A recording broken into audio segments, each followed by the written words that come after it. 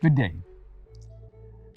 This video presentation is a digital version of a seminar that I developed for universities based on a chapter in a book, Disrupting Higher Education, Undoing Cognitive Damage. The title of my chapter is The Illusion of Solid and Separate Things, Troublesome Knowledge and the Curriculum.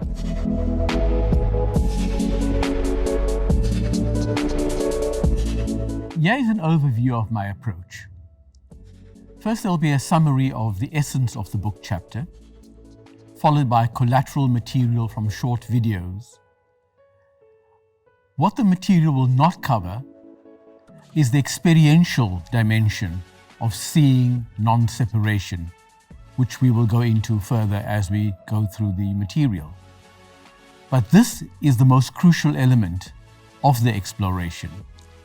Hopefully, we will touch upon this in my interview with Dr. Kriben Pillay later in the video. To begin with, here is a quotation from Bernardo Kastrup's book on religious myth, truth, and belief. Quote, "As long as academia, plagued as it is by the deprived myth of materialism, insists on rejecting even the possibility of transcendence, the burden will remain on each of us individually." Unquote. The most crucial point in my chapter is that there is no separation in reality, but this sense of separation is an optical delusion of consciousness that keeps us trapped in this perspective. Historically, integral human freedom has not been the project of secular education. Its primary tool of the trade, the intellect, actually reinforces the false sense of separation even when postmodernists thought, with apparent aggression, but actually quite feebly in actual experience, attempts to deconstruct our artificial boundaries. So, the intellect is a potent tool for both constructing and deconstructing boundaries. My chapter explores this. At the intellectual level, which can lead to authentic mindful practice and seeing, we can immediately investigate the senses to realize that what we perceive as an outside reality is actually an appearance in consciousness. This consciousness is unknowable, but is the source. The premise here is that if there is intellectual clarity, that this, combined with emotional intelligence, can lead to the actual shift of perception, where I'm not a psychic entity within a body, but am the awareness in which everything arises, including the body-mind.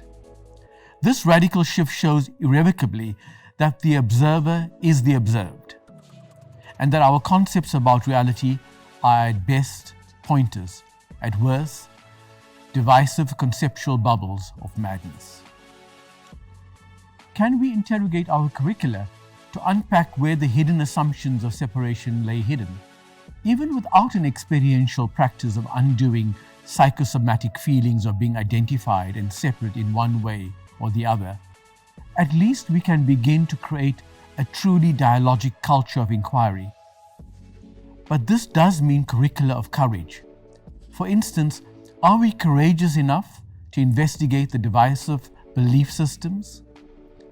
Do we speak from our own clarity about the meaning of religions, rather than either rejecting them as superstitious belief systems or accepting them because we think we see the truth of religion? Can science unpack its own hidden belief systems without first taking on a grounded inquiry into the basics of how we perceive reality? Science, for instance, boldly states that consciousness is an epiphenomenon of the brain, but sidetracks how we can actually prove for certain that the brain is a discrete, independently existing material reality. If you investigate this rigorously, you will see that you cannot. All we can say at best is that we are appearances in a world that is an appearance. For the mind, with its construction of a solid, separate reality and identity, this is a very, very frightening proposition. When this natural reality is experientially revealed, all life's big questions fall away. As educators, together with our students, we can now embark on creative journeys of play, rather than live the stereotypical image of the angst-ridden intellectual forever caught in the romantic, isolated self-image of being trapped in a meaningless world. I know this is a felt reality for many, but it's produced by the isolating self-structure when all pleasure has been replaced by pain, when even a philosophy of transcendence is not enough. While there are many recorded cases of breakthroughs into lived experiences of non-separation from this condition of existential despair, we are thoroughly conditioned by dualistic learning systems, formal and informal, which are really belief systems that have become a psychological reality. In the end, nothing less than awakened educators can truly help shift the illusory, divisive field of self and other. This proposal for an enlightened intellectual project is only a working platform, but at least it will be a start in our current educational landscape of uninvestigated materialism and separation, with all its negative consequences: exploitation, greed, identity, myths, fear, violence, etc. Finally, we have to learn to embrace paradox, ambiguity, and not knowing, which runs in every direction that we turn. Chaos theory and the complexity sciences have already anticipated this conceptually. Are we curious enough to engage with this experientially? We now have an edited excerpt from a video interview with Professor Neil Theis.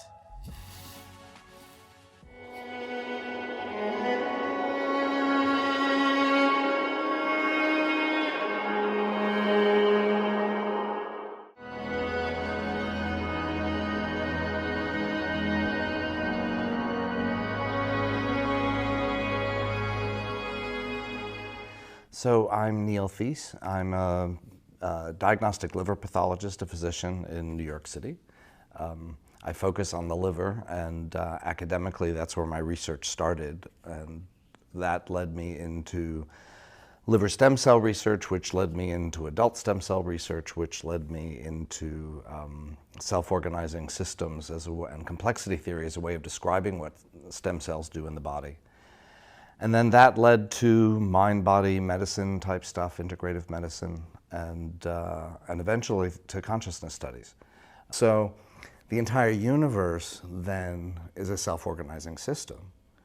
And there is no thing that you can identify that is independent, permanent, existent in and of itself. And this is what the Buddhists call emptiness of inherent existence. At this level of scale, I look like a body. Lower down, there's no body at all. I'm just a community of cells that are self-organizing, most of which aren't even human. Most of them are bacteria. So, and those cells, when you go down even lower, they don't exist either. They're just a bunch of molecules self-organizing in water. So this self-organization and the randomness that makes things alive is a feature of the universe. It's not just a feature of ants or cells. There's nothing that isn't like that. And then it turns out that maps very concretely to things like Buddhist metaphysics, Jewish and Hindu mysticism, and that's where things start to get interesting.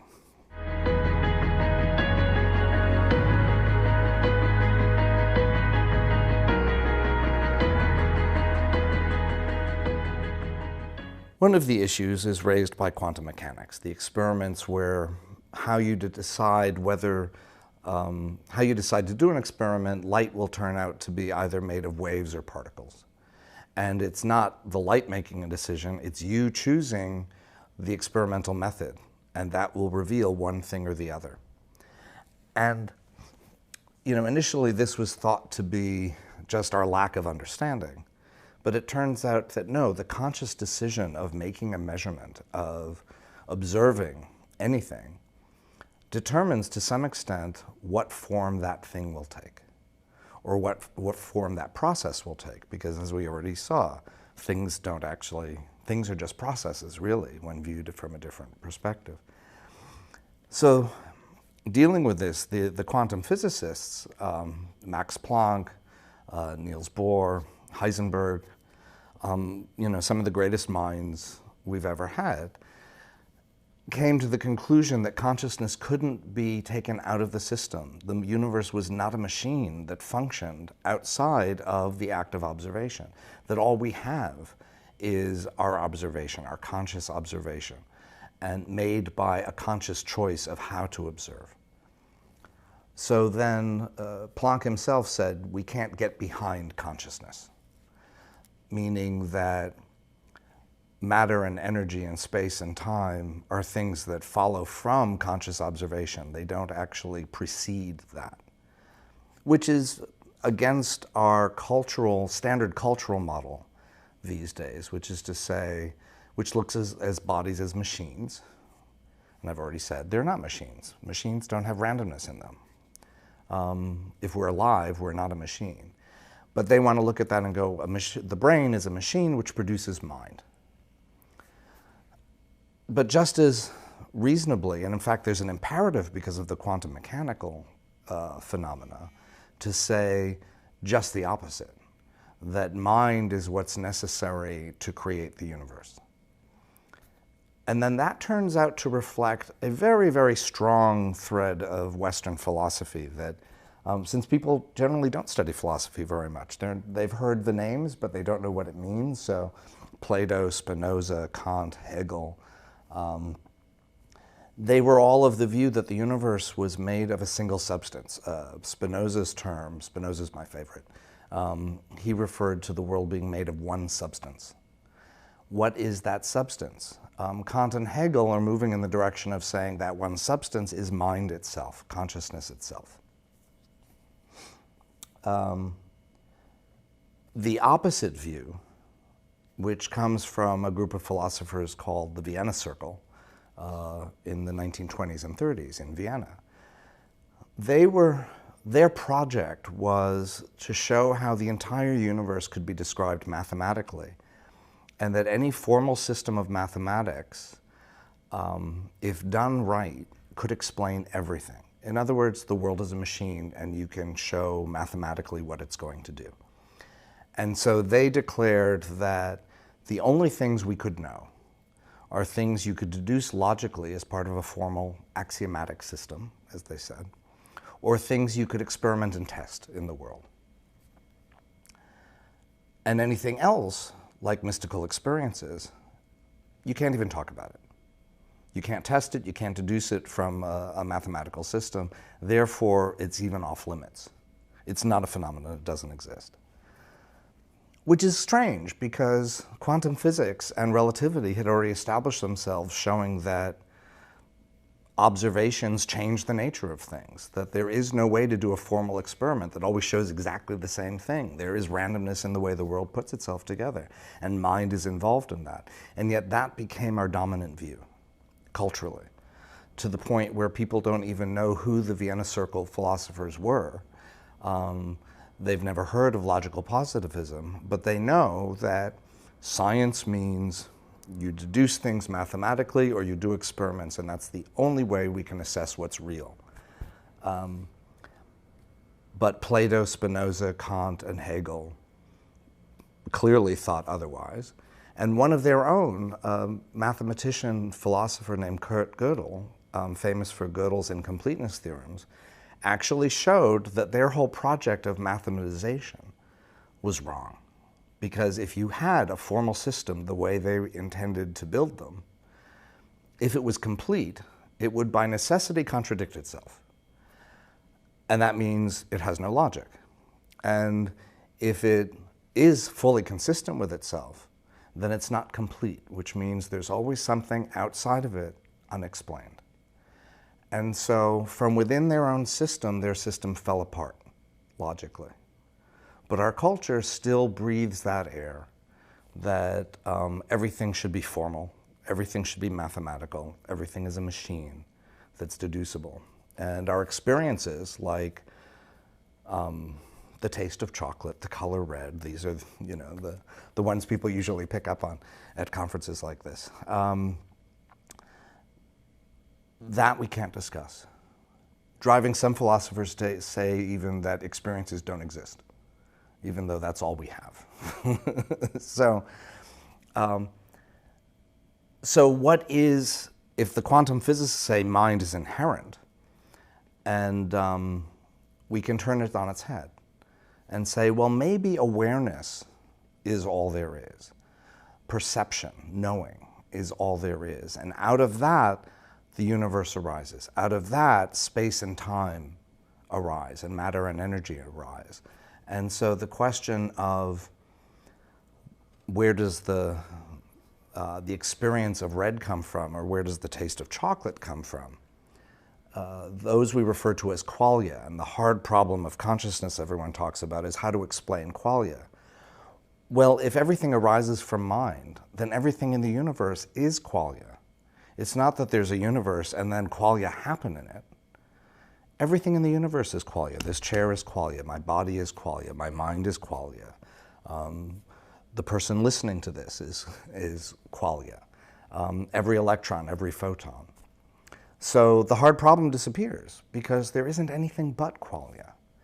And this is exactly what Jewish mystics, Hindu mystics, Buddhist contemplatives, shamanic practitioners, all of these are reporting that when you get to the fundamental experience of the nature of the universe by going inward, what you find is there's nothing but pure perception, pure knowing, pure awareness. And that's the nature of things. The next video is an excerpt from Rupert Spira's dialogue with the scientist, entitled An Argument Against Materialism. The objective world that we all live in and we all talk about, and they have a certain regularity to it. I know what your conditioning tells you. Sorry. We're all very familiar with it. Your argument that the appearance of the outside world has a regularity to it is you are using that argument in defense of your old model. But I'm not denying that there is a regularity to appearances. But why do you use the fact that there is a regularity to the world as proof that it is stuff made out of matter? Why could there not still be a regularity to the way mind unfolds within consciousness? After all, your own thoughts unfold within your own mind, and there is a regularity to them. So we know from our own experience that the content of mind unfolds according to patterns of regularity.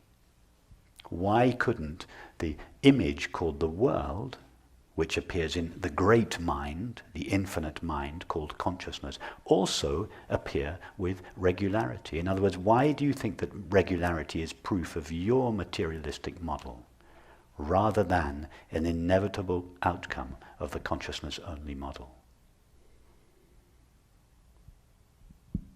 Again, you made a very strong argument.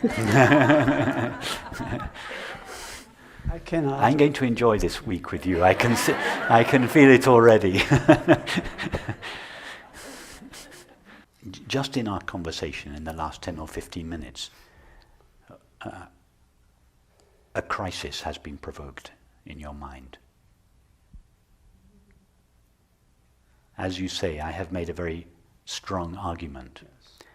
And my argument is based entirely on experience that you and I can validate for ourselves. So I'm not telling you something that I have any special access to. I haven't said anything this morning that I have knowledge of that you don't have. The reason why you were convinced by my argument is not because I was giving you some extraordinary knowledge, but because I was pointing to something that you could verify in your own experience. And that conflicts with your deeply held beliefs. And so now you have a problem. I do have a problem. Yeah, and that's I very wouldn't good. be here if I don't have Perfect. a problem. But I'm just bringing the problem into sharp focus. So you have your materialistic paradigm, which we've all been brought up with, and you have the evidence of experience, and they don't agree with each other. So, and this, you're here because already you have intuited the discrepancy between belief and experience, and I'm now shining a bright light on that, formulating that crisis. Okay. And I suggest, already we've come quite a long way this morning. Okay. Ponder this afternoon when you're out walking or whatever, ponder the conversation we've had so far. Okay. And it has many implications to it. I would encourage you not to take anything I say as truthful unless you can test it in your own experience. Okay. Trust your own experience before trusting me.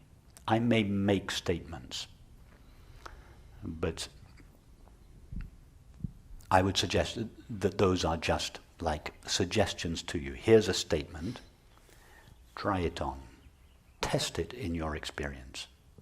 I will, yeah. And then the testing of these statements in your experience will take you down avenues, avenues of reasoning and through thought experiments. And at some point you'll keep coming to crossroads, and your old conditioning will come on and say, come back and say, turn left. Mm-hmm. And your experience will say, turn right. And you'll not be sure which way to go. And then we'll carry on. I will always represent experience, the voice of experience. Okay. So we'll carry on over the next days, exploring this together, and just stay open. I don't want to convince you of anything, apart from one thing. I want to convince you of one thing, in fact. I want to convince you to trust your experience, to be like a true scientist. Only trust that which can be validated in experience. I welcome your statement. And now for something lighter from popular culture that touches upon what we've been talking about. This is an excerpt from The Matrix. Let me tell you why you're here. You're here because you know something. What you know you can't explain, but you feel it. You felt it your entire life, that there's something wrong with the world. You don't know what it is, but it's there, like a splinter in your mind, driving you mad. It is this feeling that has brought you to me. Do you know what I'm talking about? The Matrix. Do you want to know what it is? The Matrix is everywhere. It is all around us. Even now, in this very room. You can see it when you look out your window or when you turn on your television. You can feel it when you go to work, when you go to church, when you pay your taxes. It is the world that has been pulled over your eyes to blind you from the truth. What truth? That you are a slave, Neo. Like everyone else, you were born into bondage, born into a prison that you cannot smell or taste or touch. A prison for your mind.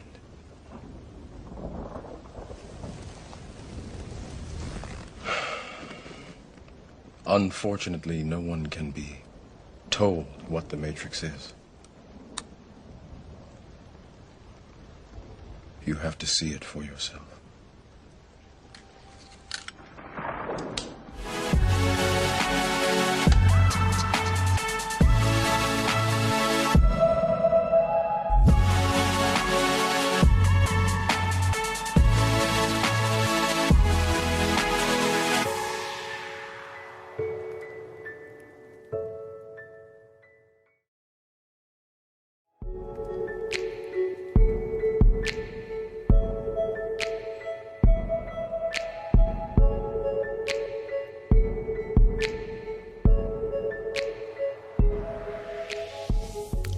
So, Prof, I do have a few questions that I would like to ask you.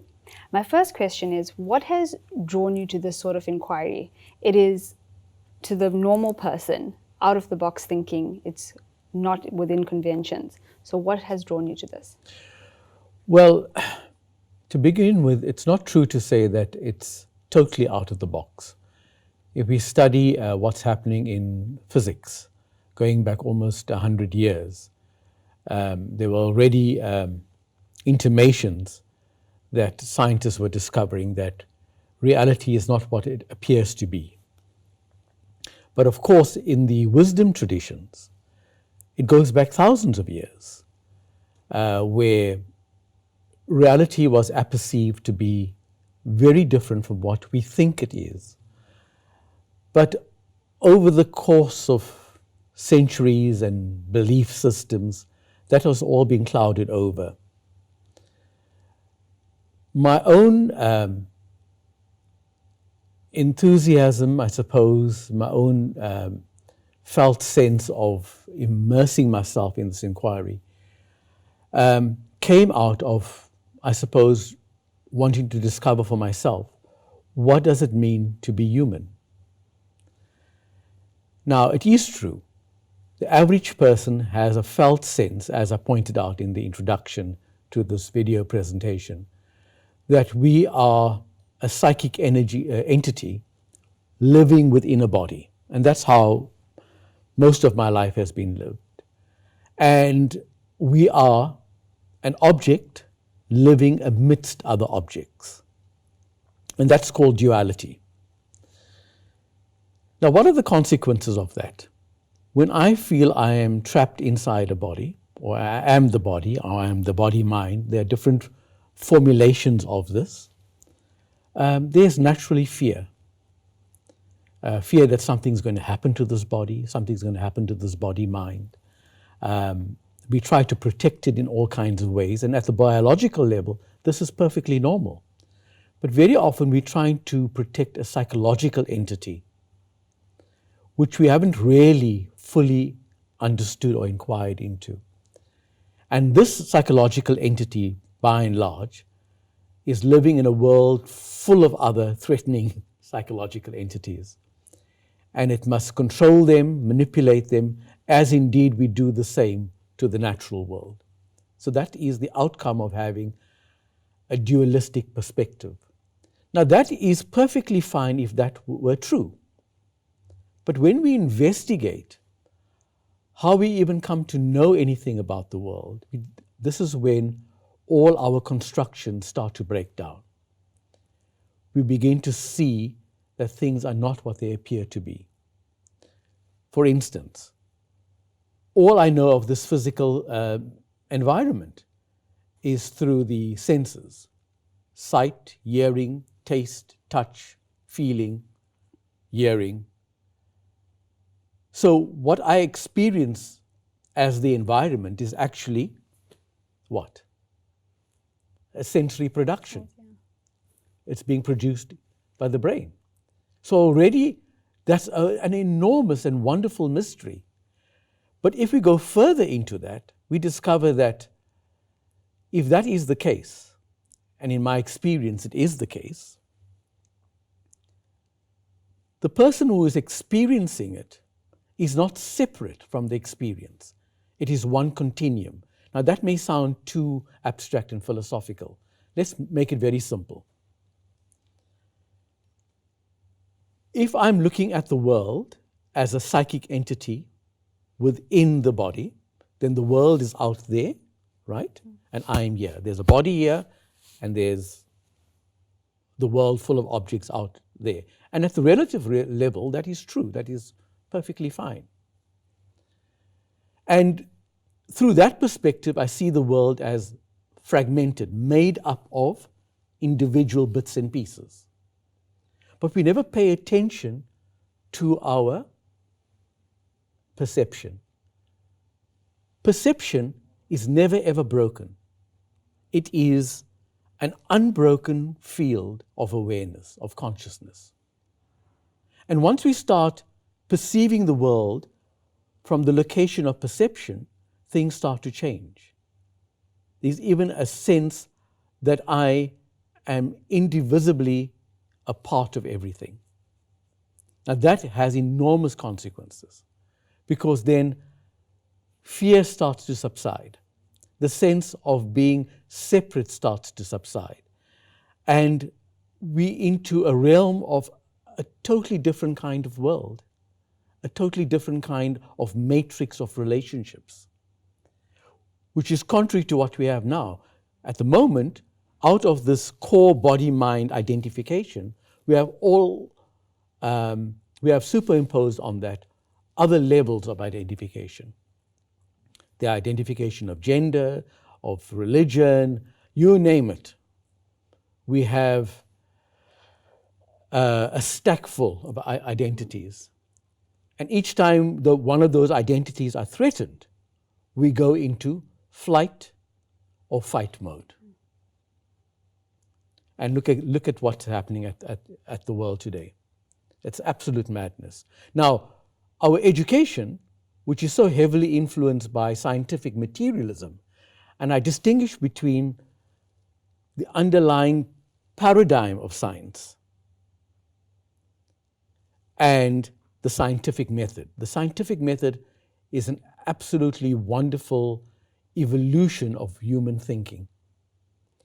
The scientific paradigm is still wedded to a belief system, which is, I am separate from the world.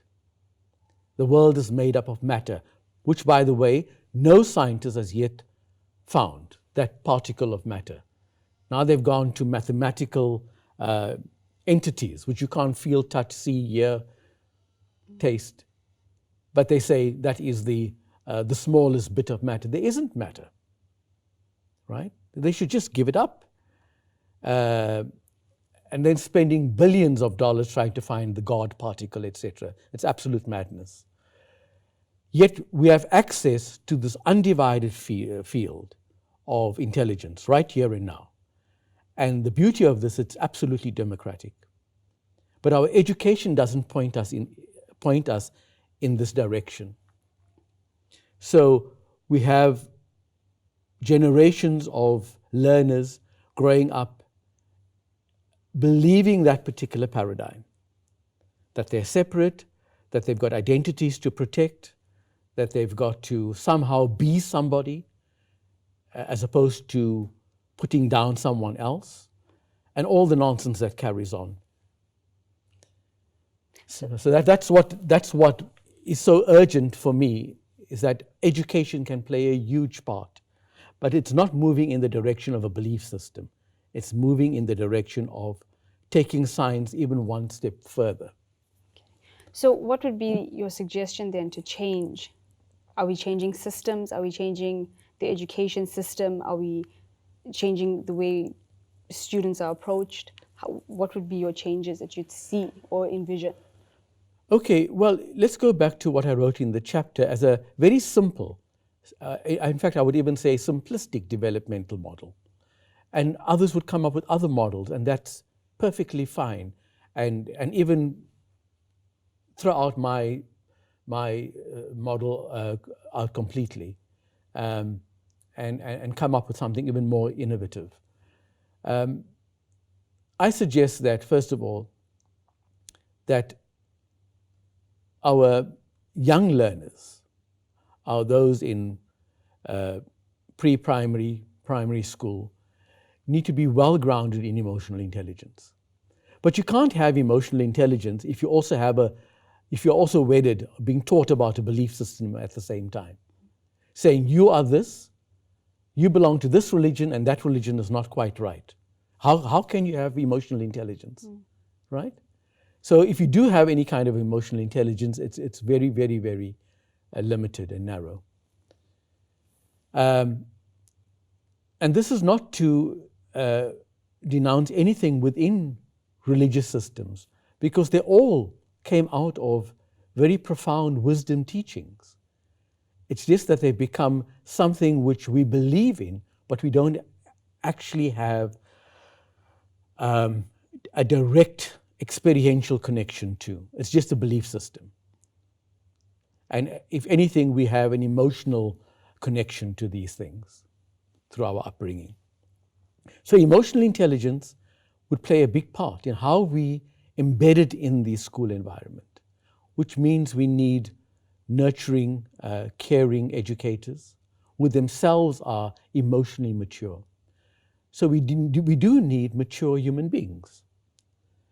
That then, I think, leads to the next phase that I propose in the chapter of high school students being introduced to systems thinking and the methodologies that surround the systems thinking project, so that it's embedded in them to see that whatever I do and whatever is done is part of a very closely connected web of systems. So when we do engage with the world, we more readily see what the consequences of our actions are. Just recently, we had a spill in a nearby major river from a chemical factory. Was there any systems analysis done on the consequences of having this factory, where it's located, and what it can do to the natural environment and for all the communities that live down that particular river? And this is not just here in South Africa. We have this all over the world. And then I suggest that at university level, in some form or the other, we start engaging with students ontologically. But of course, again, you can't have an educator wedded to a belief system, stuck in a belief system, and then talking about inquiring in an experiential way into non-duality or non-separation, because it's very threatening to the mind. The mind is only concerned about itself. I'm not talking about the practical mind. I'm talking about the self-centered mind. That self-centered mind is really concerned about its own illusory self-preservation. But when we do snap out of the dream of separation, we actually see the wonder that, oh my God, it may sound a bit narcissistic, but actually, I am everything. Everything is me, but not everything is me as everything is me in terms of the person. But I am the entirety of consciousness, and the entirety of consciousness is me. So when I look at you and I look at the room, everything is me. And similarly, you can say the same thing. But what stops another from saying that very often is the sense that, how can this be me when I am in a body? There needs to be that shift. The shift is the body, the mind, is in me being the field of awareness, the field of intelligence. So, if my understanding is correct, you're talking about breaking down all patterns of behavior, and is there not going to be some sort of difficulty moving from that to moving towards what you are expecting, not expecting to be the new, but expecting as an outcome? Okay. Listen, if you told me this 40 years ago, I would have found this incredulous as well. However, I do an enormous amount of reading around the stories of just ordinary people, truck drivers, bakers, housewives, hairdressers, abused people, homeless people, and those who have been on some kind of spiritual path as well, waking up to what I'm talking about and finding, hang on, life is not what I thought it was. And yes, in most of these cases, one finds a common thread, that this waking up was preceded by an enormous amount of suffering of some kind. And I'm saying, why should the project should be, the experiment should be, for people to discover this in their lives without having to go through suffering, okay? Without having to go through near suicidal depressions, etc., etc. So this waking up is happening on the fringes more and more. Certainly, one couldn't read about it 30 years ago, as I'm now reading about it, in ever-increasing numbers. But it's still out on the fringes. We are still firmly in the grip of the materialistic paradigm, which is beginning to crack in terms of what science is uncovering. It's not that science wants to uncover it, but in the failure of science to prove materialism, it has to admit defeat. And there are some wonderful philosophers. I can think of two, or just offhand, Sam Harris and Bernardo Kastrup. Sam Harris is a neuroscientist, and Bernardo Kastrup is a computer scientist. We've written and talk about the breakdown of the materialistic paradigm. But also in Bernardo Kastrup's case, written very, very sound, philosophically grounded treatises on why, and I'm quoting the title of his first book, Why Materialism is Baloney. And I think when we enter into this arena, increasingly we discover that so much in life starts to change. And yet at the same time, life is ordinary. It's not about becoming a superman or a superhuman with evolved psychic abilities and all the stuff, unfortunately, which is sometimes lumped with this perspective by the New Age movement. No, this is simply being ordinary. As I'm sitting here, I'm absolutely ordinary. I'm no different from you whatsoever. But there's just a simple recognition that this is my reality. And it's an undivided reality. It doesn't mean you become psychologically immune to sadness or to irritation or, the things that human beings are subject to. But certainly a lot of it is more modified. Okay? That's my experience. Other people may have other experiences. Okay. So also looking at it, you basically be looking at intellectual intelligence, emotional intelligence, spiritual intelligence. Are you not... And practical intelligence. And practical intelligence. But are you not concerned that this approach is going to be criticized being far too philosophical? Unfortunately, that is always the case. I have to admit that. Something which is so simple has now got to be put into a formulation, meaning in the written word or through talking about it, which can sometimes make it appear to be philosophical. But it's only really philosophical to the mind because the mind doesn't want to listen to this, because the mind knows that this is the end of its illusion making. The Wizard of Oz has been found out, and it dreads that moment when the curtains are pulled apart. So the mind will kick and scream and throw tantrums. And I am almost certain that hundreds of people will write all kinds of scathing comments on this video about why it is baloney and rubbish and this, that, or the other. And it's simply the mind being unwilling to investigate firsthand in one's own experience. And this is why in the previous section of this video presentation, we had Rupert Spira, an excerpt from that video where he is talking to a scientist.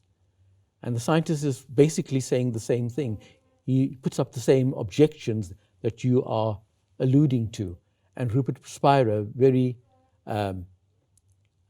concisely takes him through the substance of his objection and says, well, can you actually find this in your experience? Of course, they do talk about them going and exploring this in more depth. And that's also a good thing, that we can't cover everything here. There's a great deal of exploration that needs to be done. We don't, as I said, within our educational systems, have anything that approaches this in some kind of way that can make it accessible. This, what I'm doing, and I'm sure that there are others around the world in fringe pockets, perhaps in academia, are attempting to do, is to say, can we start the inquiry in higher education? But there's also another level which we must not overlook. And you talked about intellectual intelligence, IQ. We must not overlook the fact that even from a systems thinking point of view, just seeing the world as a web of connected parts, even though in my experience, even that is not quite accurate. At the relative level, things are connected. But from the absolute level, it's all one seamless whole. There's a place there for a grounded systems approach. What do I mean? We can have a business school that teaches the best modules on business education. But really, finally, the bottom line is it's teaching greed and profit. And in the business world, greed and profit must eventually equate with the destruction of the environment. Okay? Now, it doesn't mean we do away with business, but how we do business and what can unfold in a different kind of innovative, creative business sphere. Are we teaching that? That's an important question. And systems thinking can allow us to see at least the folly of our ways. Now, I'm talking about that specifically, saying we can do that simply from the sense of having an intellectual understanding, rather than necessarily going all the way, without even going all the way, let's put it that way, and having this felt experiential realization of one's utter indivisibility with everything.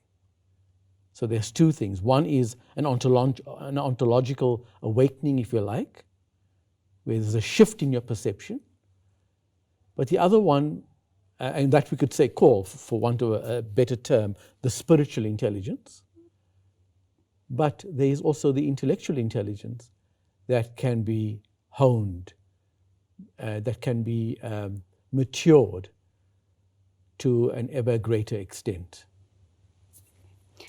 This then brings me back to your chapter, I'm calling it. So you look at Krishnamurti, you look at Ken Wilber, you look at Eisenstein, which Eisenstein I think really encapsulates your chapter the best, especially what you're talking about.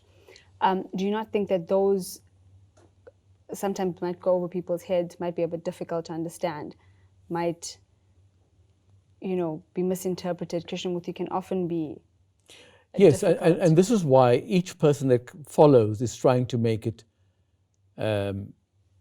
clearer, more accessible, because finally, what I'm talking about is not in the realm of the intellect. Okay, the intellect is simply a pointer to this. It's beyond the intellect. So yes, any of those people, Krishnamurti, Ken Wilber, Bernardo Kastrup, Charles Eisenstein, all can be looked upon. But why don't we say some of the nonsense that we are taught at universities is inaccessible by some outdated philosopher and with his or her grandiose theories of the world, etc. Why are those somehow easier to digest? They're only easy to digest is because they fit our current mental model, right?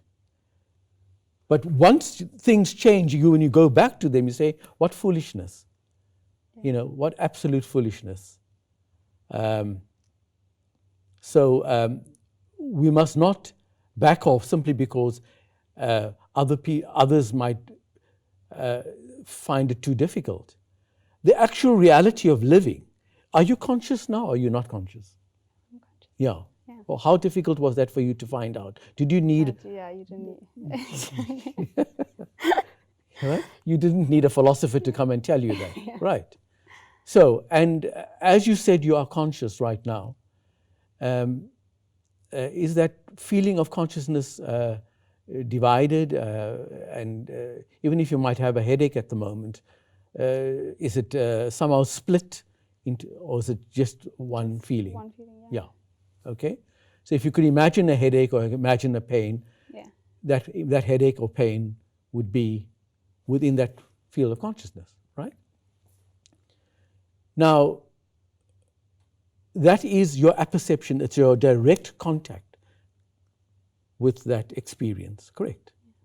But yet for me to talk about it, notice how many words I've had to use. It's a form of verbal diarrhea, just to point to something which is so very obvious.